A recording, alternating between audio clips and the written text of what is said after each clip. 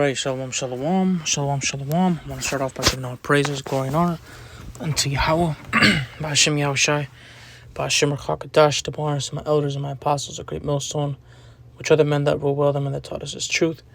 Peace, blessings, and salutations as always be to the elect, all right? And the precept of the day, man, really it's two precepts, but, I titled it Precept of the Day. Just through the Spirit, man. This is just what stood out to me on my daily reading, Proverbs 30:8 through 9. And I read it in a different translation, the GNT this time, the Good News Translation. And I just wanted to, speak on it through the Spirit, man, and the importance of asking for this and the importance of applying this, okay, in our daily life, in the sense that, because really when you read this precept, one thing that I got out of it after reading it, this time, because, scriptures are manifold and we learn over time and experience and reading and rereading, repetition, is the father of skill, all right, as our elders say. And, what I got out of it this time is just balance and learning how to apply balance, how to apply equity, which is balance, all right, is very important. That's why you pray, for equity. That's why you pray for balance and you apply things like this, okay? So it's Proverbs 30:8. Remove far from me vanity and lies. Give me neither poverty nor riches. Feed me with food convenient for me. Right? So that's balance.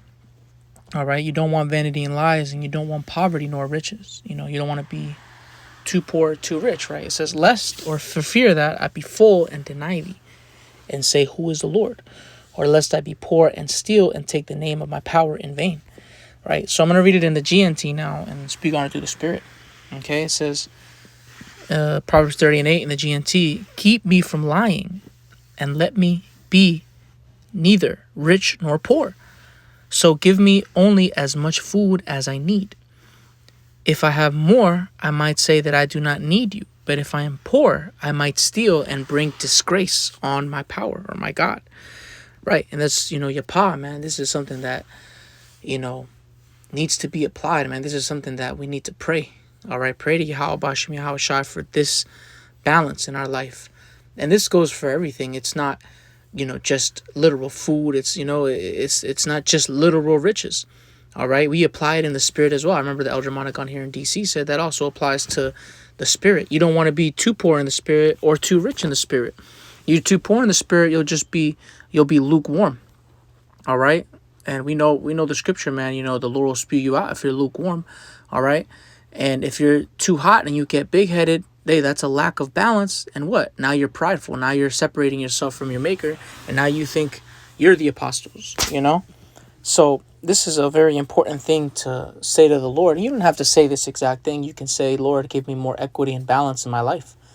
In English. I'm pretty sure there's a Hebrew prayer that I just don't remember off the top of my head. I know the Hebrew word for balance or for equity is ma yashar.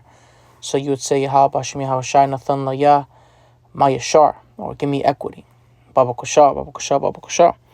All right. But it says, well, I'm going to read it again. Keep me from lying and let me be neither rich nor poor. Right.